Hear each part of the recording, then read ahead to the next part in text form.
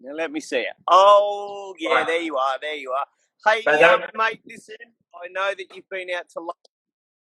I hope you've had a great Easter Monday lunch. Thank you Very so much heavy. for coming on. Well, today we woke up pretty late because we had a heavy dinner as well last night, and we went to friends. Tried not to get caught by the police because, as you probably know, I shouldn't say this. But at the moment, it's we can't basically go out. We're in a sort of a lockdown for Easter, so we couldn't go. But our friends live nearby, so we just drove to them, and we stayed all the afternoon there, basically. And we had a few bottles of wine. Can't remember how many. 2 bottles of it's like a spirit, an Italian spirit from Calabria, and we had some food as well. Yeah, I think we had some food too. I have. Sounds like a great Easter. Where are you? At the moment, I'm in a city near Florence. It's Prato. It's like 10 miles away from Florence. Yep. Small town.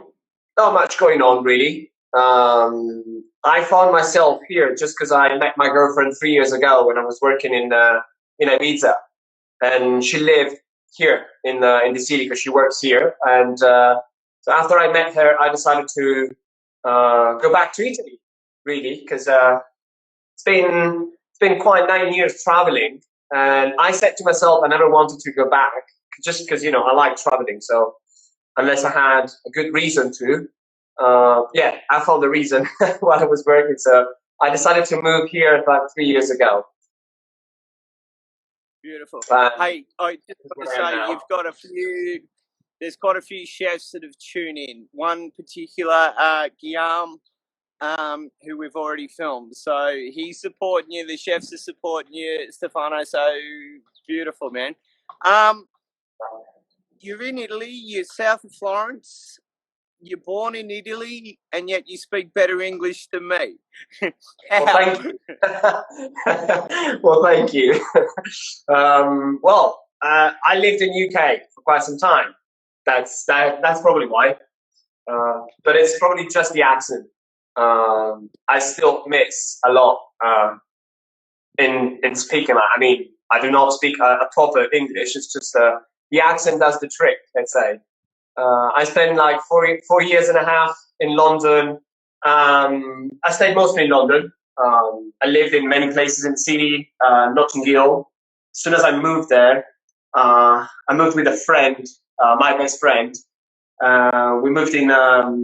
We actually lived the first couple of weeks. As soon as I moved, we were in Clapham, down south, somewhere down south, just down Elephant and Castle, and then we just, you know how it's life in London when you're young and you change job every 6-8 months every year. You just move quite often. So yeah, I lived in Notting Hill, Hackney, Clapton, close to Regent's Park. It's like everywhere, pretty much. Beautiful.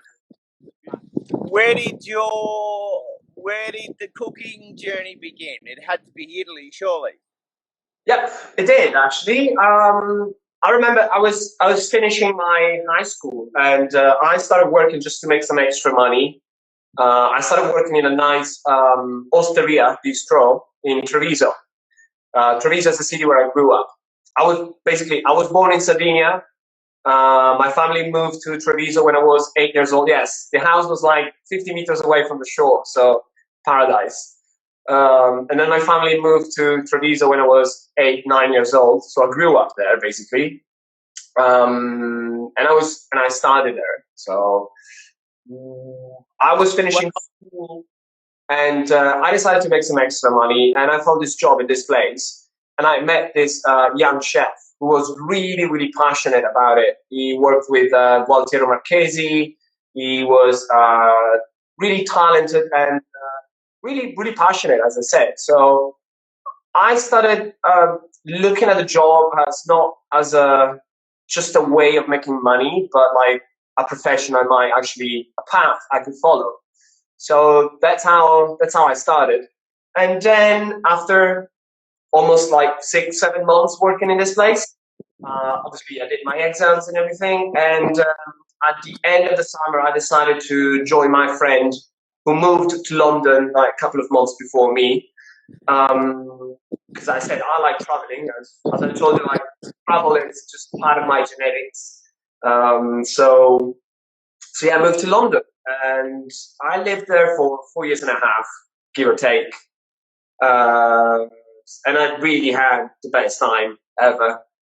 London is a great city. And then, I worked in I worked in many places, many places, because I thought that I wasn't looking for a stable job. I wasn't looking for settling. Okay, so I was just looking to learn, achieve something, just experience different stuff, and I changed quite a few restaurants. I started working in a very posh place in Notting Hill, Granger and Co. Very very good restaurant. David Beckham and his mother used to go there every week. So it was a nice. It was in Westbourne Grove, one of the probably the best restaurants in Notting Hill. Cuisine was kind of a comfort food, but with a touch of Asian and innovative presentation and preparations as well.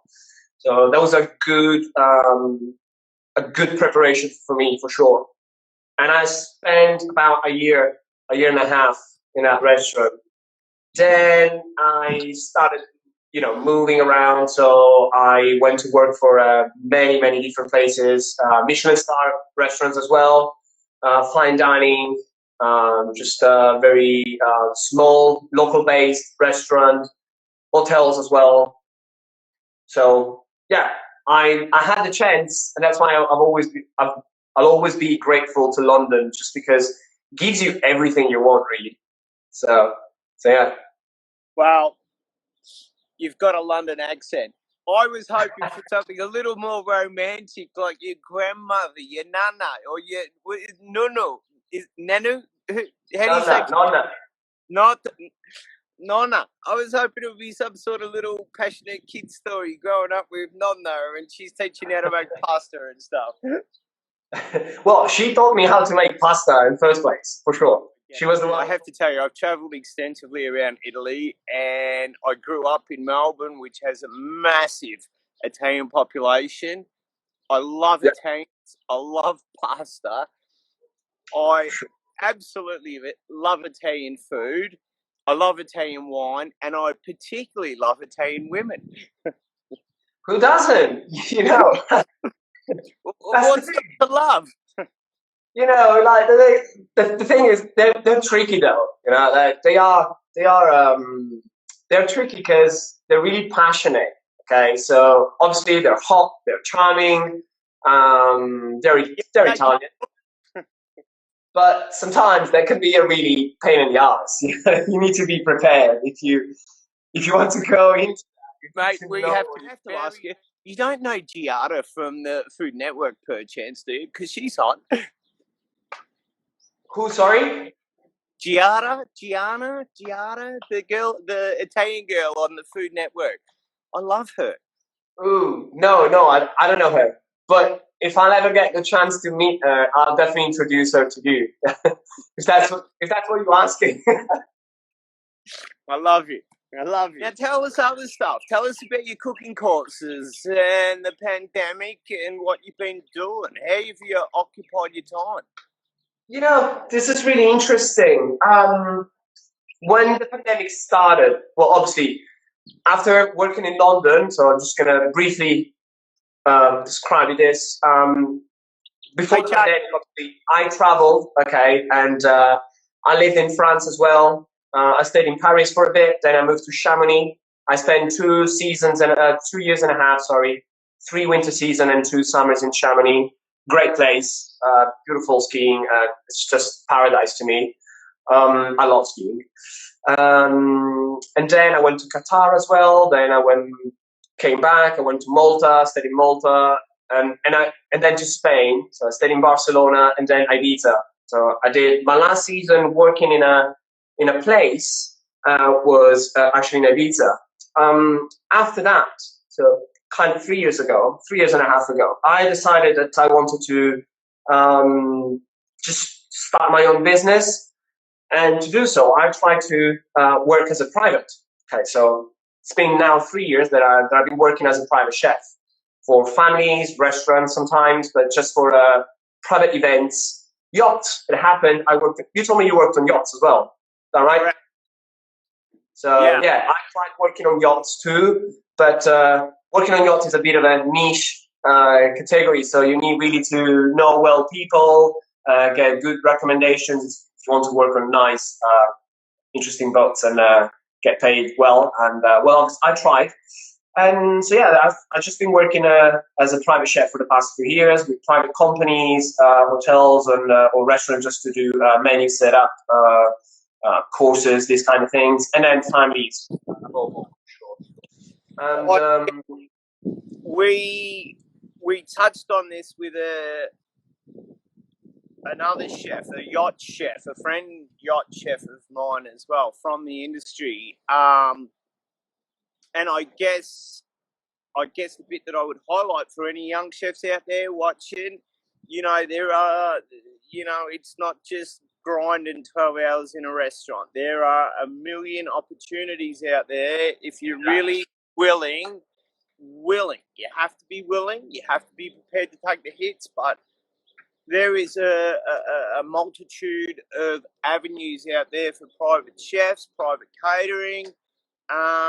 You don't have to be the best chef in the class. You just got to have that personality. Would you agree with me? Yeah, it's just that's the thing. Working as a private sometimes doesn't need from you to be the best.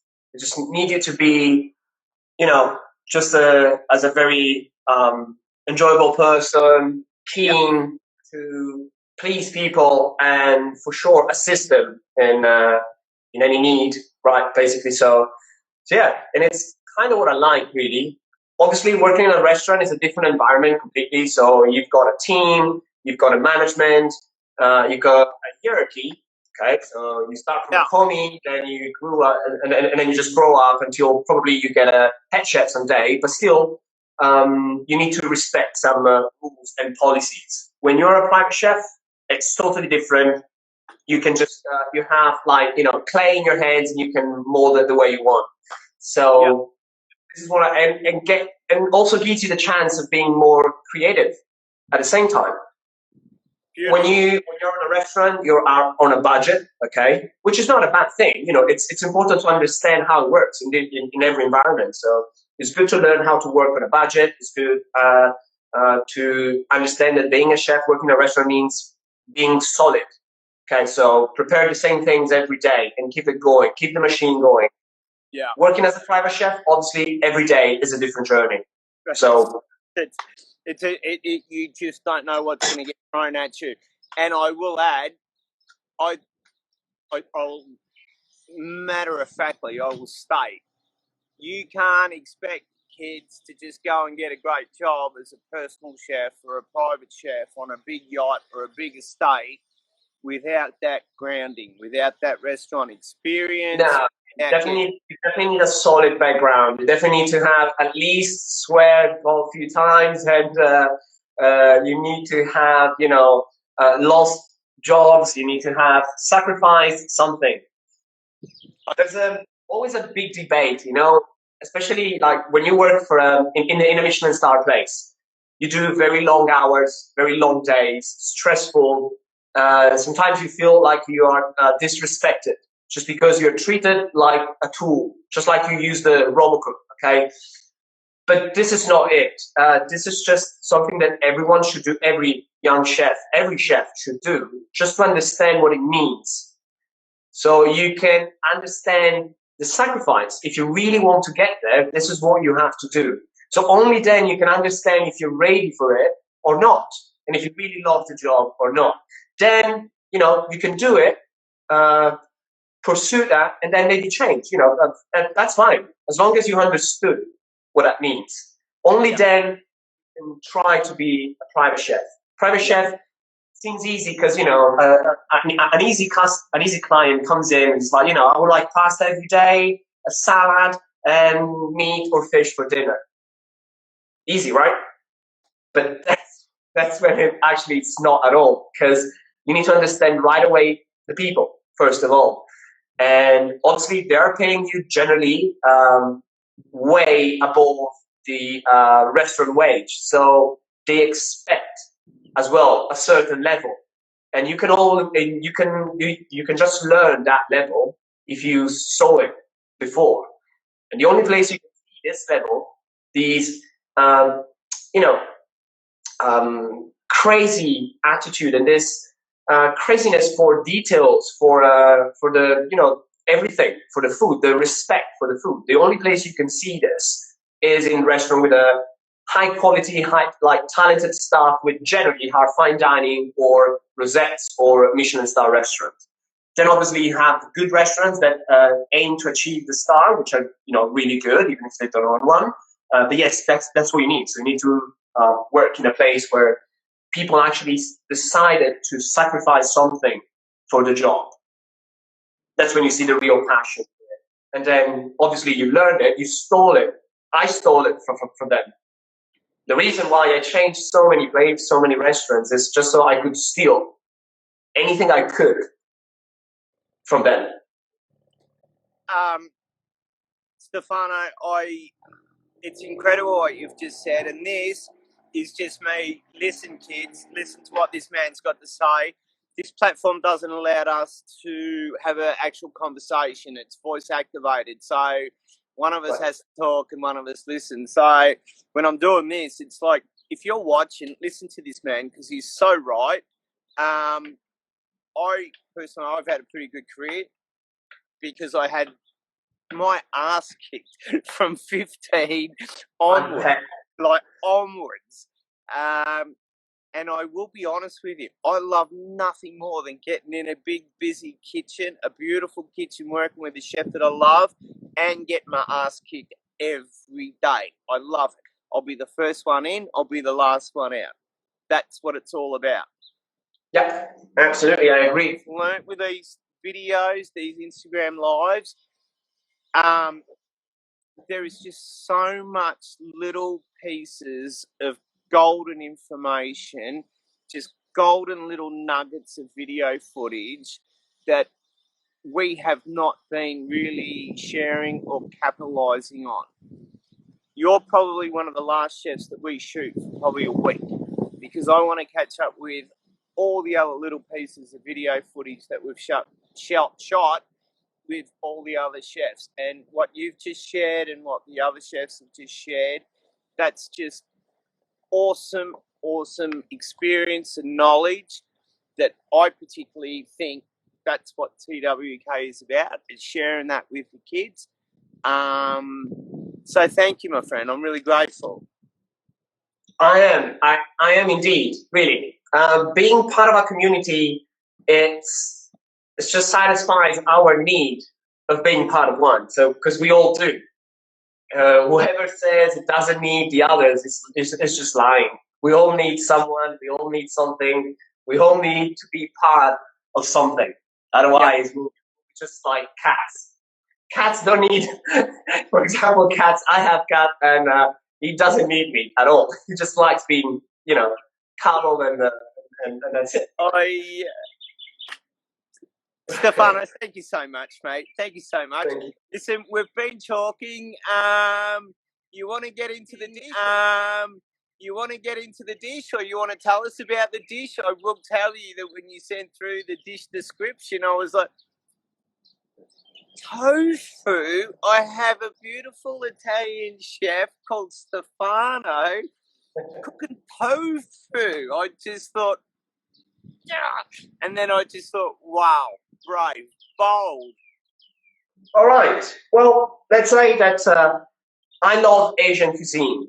I love any cuisine. My favorite is French cuisine. Okay, so I'm not one of them Italian. Well, I obviously love Italian, my own cuisine for sure. But I really love any cuisine in general. And definitely I have a thing for French and Asian cuisine. So obviously these days, what you see on TV shows, what you see everywhere around is a fusion. So unless you go to the old restaurant in town, unless you go to the osteria or the old, the classic restaurant in town, you don't find classics. You find fusion recipes, fusion dishes, and menus as well. I think that's a trend, and obviously it's kind of appealing.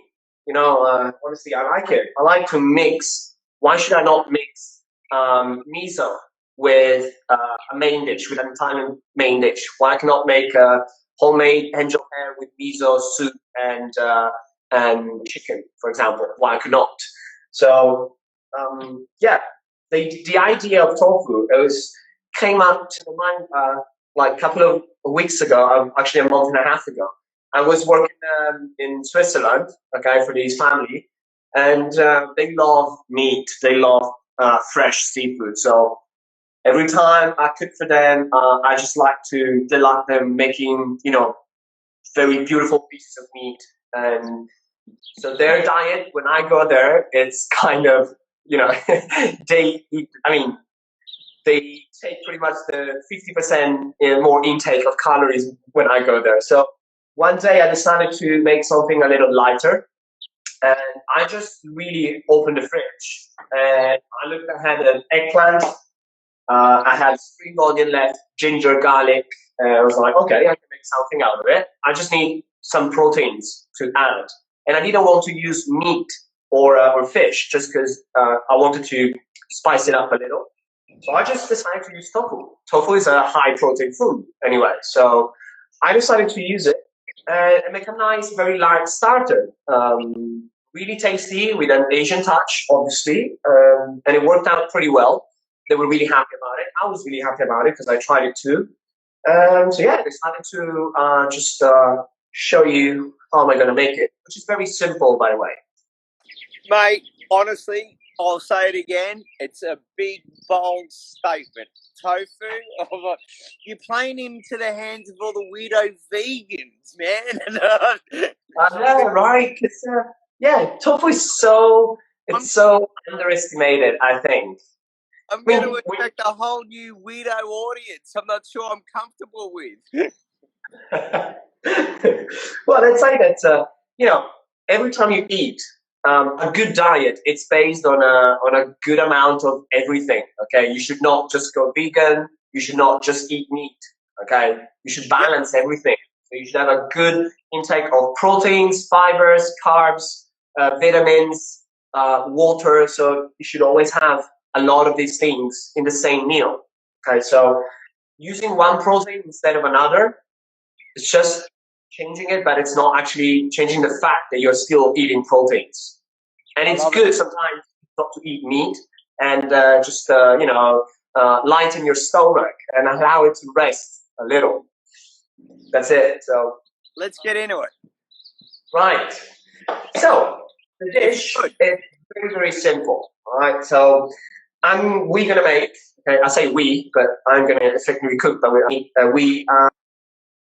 we're going to cook a cream made of slightly tops fried eggplant, diced, and we're going to have some freshly shaved freshly grated ginger, garlic, a bit of rice vinegar. Okay, we're going to just cook them off, release all the flavors. Then we're going to have some water, blend it into roughly into a cream, and that's it, really. That's the base of our dish.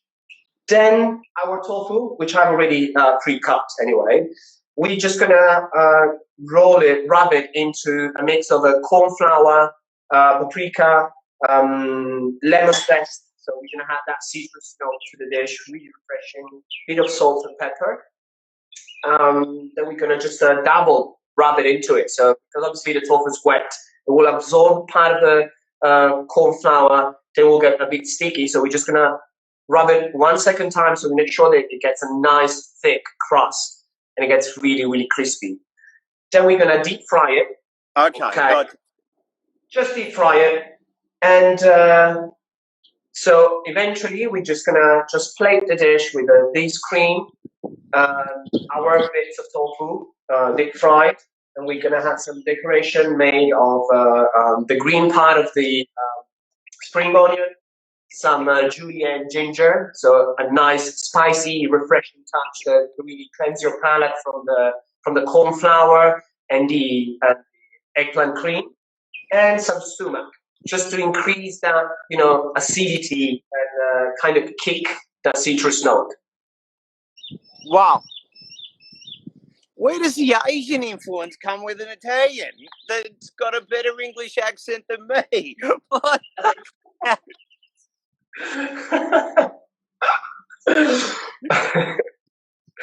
love this platform. I love this platform.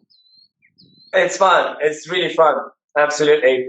The funny thing about it, I just discovered, I would have, if you did ask me this like 9 months ago, I will be just like speechless. I wouldn't know what to say. Well, it's just like I would be just too embarrassed.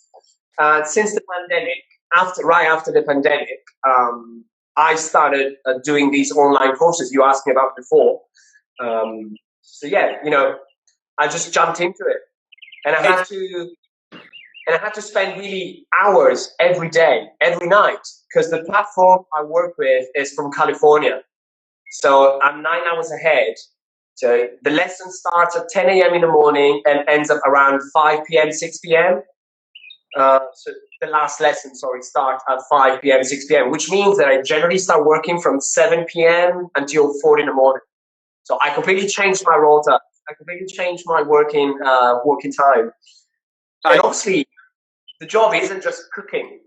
It's talking to people, entertain them, tell them something funny. Don't be a prick, basically. Just be patient, explain things. And, it's not that easy. Listen, talking to chefs, having a drink, talking shit. I mean, it's just fun. And more to the point, there's just so many great stories and food and dishes that come out of this platform, man. So yeah, we love it. Yeah, absolutely. Well, so honestly, the level of classes cannot be too high, obviously, because you need to teach people something they can replicate easily at home, and obviously for time-wise, doesn't take that long. So all the classes are structured to last between 2 and 3 hours. Okay, it's like a 3-hour slot experience, and there's a main and a pairing dish or a dessert with it. So it's just something. And obviously, I'm teaching Italian classics because that's what sells, really. So also, this is part of being a chef. You can't sometimes do what you want to do. We're not artists. If you want to sell something, obviously you're not deciding what you sell. It's people who decide what to buy. So you have to find always a good balance between what you enjoy doing and what actually sells for people. What people want to learn from you. People do not want to learn how I sous vide stuff and triple cook them so I make like a Michelin star dish. They want to know how to make a proper fresh pasta. They want to know how to make a proper tiramisu, a proper nice dessert, maybe chocolate, a nice delice, or simple stuff, simple but effective. Yeah, sure, why not? I'm just gonna lower down the camera a little. Perfect. All right, let me just move it a bit further. Perfect. Hey guys, now listen while Stefano's setting up there. If you're not following him on Instagram, please do. It is at Stefano Manganiello. Manganiello. That's right. That's about right. I was close. All right. So first of all, all we want to do is just to grab some eggplant already diced and a little bit of flour. Just we coat it in a bit of flour like this, and we heat some oil in a pan, just a drizzle of olive oil. Okay? We do not want to use too much oil and make the dish too fatty. So we just go over medium heat so we don't burn the oil as well, making a mess and basically ruining the properties of eggplant, oil, and flour as well. And as soon as the oil gets hot, we just add the eggplant in the pot. We have some spring onion, the white part of it, the white ball of the spring onion. You just allow to vegetables and the eggplant to, get coated in the oil and cook slightly.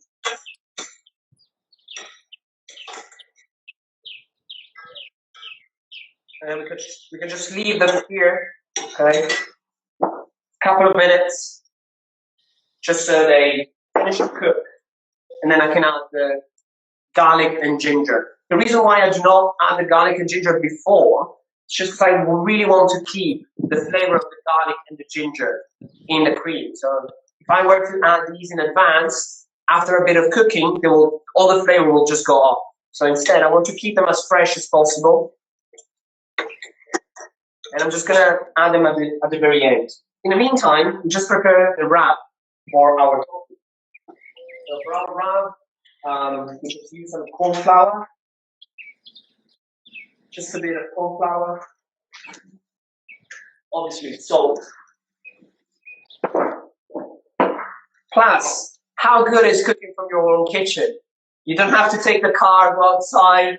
You don't have to dress, wake up like an hour and a half in advance. It's just sometimes I do run classes in my pajamas and it's just mesmerizing. It's so good. I love it. But it's still tofu. It's a bit of salt. We crush some red peppercorns as well. Beautiful. We have some roasted paprika. I've made this paprika myself. You what? I can prepare all these seasoning myself. I love them. Well, that's and what did you say again? Sorry. That's the Moroccan influence. Well, not really. I've learned it actually from an Indian restaurant in London. I worked in as a 2-star restaurant in London, which made Indian food, and that's where I learned a lot of recipes on how to make perfect wraps and spices. As I told you, I really like to change just so I could steal from each place their secrets, their techniques, so I really never spend more than 6 months, 7 months in each place, just so I could, learn, steal, and go and run away. And share. Sweat, experience, and learn as much as possible. Yeah, I want to start my own thing one day. We just give it a quick stir so we make sure that it doesn't burn. It's fine if we caramelize a little the eggplant and the onions. We just want to caramelize them slightly. So as soon as we see a little bit of a brown sticky stuff at the bottom, which is the flour, that's fine. I just keep shaving two lemons in my rub, just so the citrus note is predominant. Wow. So when do you look like traveling again, or when do you? I mean, to my knowledge, Italy is still pretty much closed down. Yeah, everything is still closed down. Restaurants can only do takeaways and deliveries, so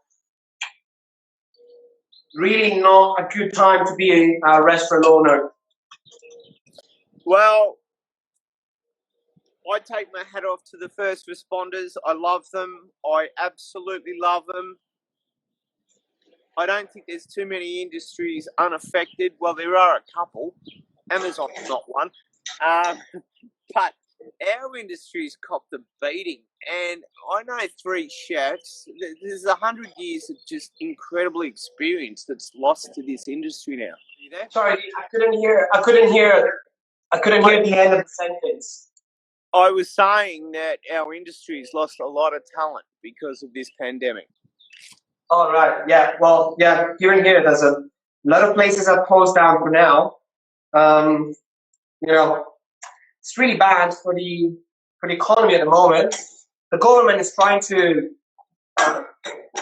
cope with the situation. Obviously, it's not enough, but we all need to understand. I think that this is what it is. We can't do really much about it. We cannot change what has passed already. So all we need to do is just to roll with it and work all together, so it will end sooner. I don't understand the protesting. I don't understand all those movements that trying to destabilize, whatever people say, and trying to protect them. It's just nonsense to me. But I don't want to turn this into politics. So. Thank you so much. I'm grateful for that. I said, how do you feel about talking about religion? Oh, yeah. No. Let's do not. We'll concentrate. I respect. Let's say that I respect everyone's opinion. I have nothing against no one. To me, it's free words, so everyone can do whatever they want, unless they do not cross that line. So, once our eggplant and onions have caramelized a little, we're gonna add some sugar, brown sugar, just to keep that flavor to it. Add a bit of sweetness that will balance the bitterness of the eggplant. Just allow for the sugar to cook. That because I thought the Italians don't do eggplant without salt. Well, yeah, you can. Well, yeah, I should have done that like 2 hours in advance. But as I told you, I spent a quite intense afternoon, so I didn't really have time to salt the eggplant and extract all the bitterness from it. So now that we have this little brown skin, sticky skin at the bottom of the pot, we're just gonna add some rice vinegar to it, just so we can clean the bottom of the pot and remove all that flour that has, absorbed all the flavors from the cooking. And after that, I'm going to might need a chopping board. I love this platform, Stefano. I'm just gonna keep some of the ginger for the julienne decoration. This is it. And the rest of it, instead, it's going into the pot. So I'm just gonna freshly grate it in the pot. Just at the very end, before I turn it into a cream. So all the flavors of the fresh ginger and the garlic will just go off. I tell you what, mate, it is a phenomenal dish. What did you say, sorry? It's a phenomenal dish. Well, thank you. Thank you very much. As far as I can say, my favorite guests loved it. And that's enough for me. They were happy. So if they're happy, I'm happy. They're happy, they pay. Yeah. That's what I found. And then I'm going to add the garlic as well. Just grate it. It's nice, pure garlic, basically.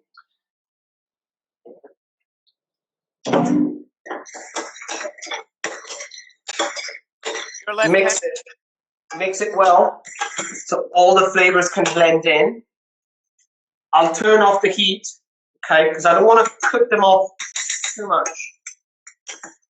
I can always reheat them in a pan once they're creamed, all right? So you can prep this in advance, keep it in the fridge, and then every time you want to reheat it, even if you want to just smoothen the flavor of the garlic and the ginger, you just have to reheat it for a couple of minutes.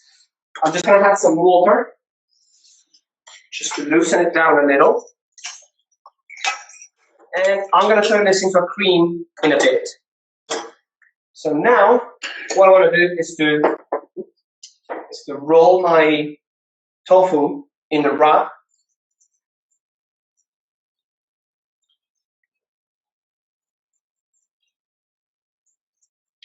Very carefully, because tofu is a bitch. You break it with nothing, even if you just look at it. It's very delicate.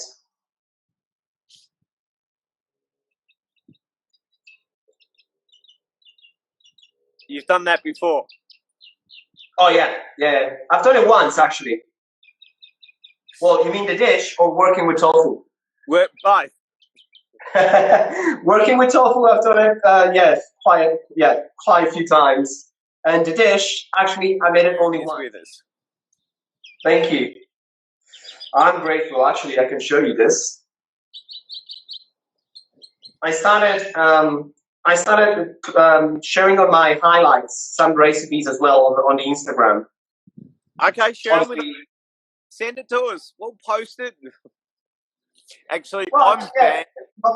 Nothing really crazy. Well, some things that just require a little bit of time and preparation, because that's what I like to do anyway. So I'm not gonna lie to myself. Well, this is what I like to do, and so this is what I want to share. But let's say that they are on a medium level, so everyone can achieve it. You know, you just have to spend a day or an afternoon and follow all the steps carefully. I have uploaded only 3 or 4, but yeah, I've got many more planned. Please share. Which is great. I think really your program is really great. Honestly, I love this. Sharing the experience of chefs. You know, spending some time actually for them, listening to them, listening to their craft like mine. But I find it's really fun because, you know, it's a different way of spending time as well. It's recreational, but as well, it's something people can learn from, which is great. I love it. Sharing experience is the best thing to achieve better results in general. If you keep everything for yourself, you're not going to go very, very far, really. And it's just a general rule in life. So, I told you, I grew up as a thief. Okay? I grew up as a thief, so I stole from other chefs anytime I could. So I'm happy if someone can steal from me too. I find it quite funny. I love it, and I think it's cool. Okay, so we just beat, for a couple of minutes, the tofu with this spicy rum. Yep. Let me change the light so you can see the colors better. Yep. Just give them a light crust. Okay, see, it's really crunchy. So this is what we want. Obviously, we do not want to fry them for too long, otherwise the color will go down to brown. Definitely do not want that. And now we're just going to turn these into mash. Just going to add a little bit more water so I can use the blender. I'm almost prepared to eat tofu. Sorry? I said I'm almost prepared to eat tofu. I was one of those saying that tofu sucks and I would never eat it, you know? Then, just like anything happens, you stop convincing yourself of something, you open your mind, you try, and then you change your mind eventually. So this is what happened to me too. So, yeah, tofu is weird to me, but once I tried it, I found it really interesting, actually. So, and you can really work it. I mean, you can really transform the tofu. So you can play with its texture, with its consistency as well. So it's versatile too. This is really what I want. Just a roughly, I don't really want a smooth puree. Just want this cream. And then I'm just going to reheat it before serving. So I can reduce a little bit the extra water, the extra moisture. Just going to remove that. In the meantime, here's my tofu. I'm not going to add any salt because the salt was already in the rub. Instead, I'm just going to sit my multiple channel, wait for the cream to reduce a little, and get ready for the plating. Run at the same time my private business, so all my private clients, obviously, they get the priority. And as well, the online courses, because it's working well. I don't know if the demand is going to change. Probably it's going to lower a little, the demand, after everyone gets vaccinated, probably, because the restaurants will open again, so people will not have the need of keep themselves busy at home when they cannot go out. So obviously the demand will just lower a little. And you're probably ready for a cocktail, or you want to get back to your mates, or whatever.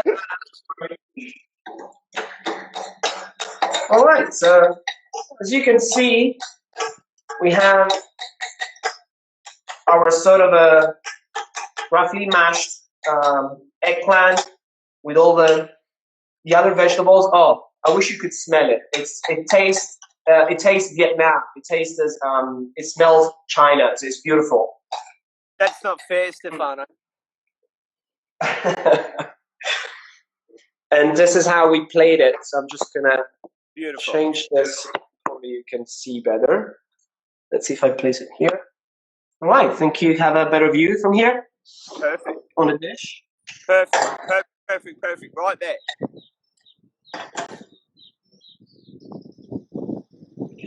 Plate yeast cream in the middle of the dish, nice and hot. Try to keep it round, but really doesn't really matter. We're gonna eat the whole thing anyway. Then we have the fried tofu. This. Then we take the green part of the spring onion. I did cut it julienne, so you know the julienne cut as well gives that Asian look to the dish. And then we have the julienne ginger too. We just go around like a crown like this. We just plate it nice. It's looking stunning there, Stefano. And then we take some sumac that will just go on top. Yum. To enhance the acidity of the citrus, the acidity as well. And this is it, really. So this is just a very easy to make at home as well. Nice vegetarian starter, vegan too.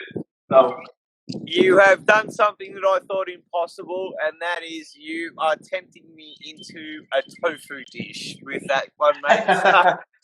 I never thought it possible, my friend, but you've done it.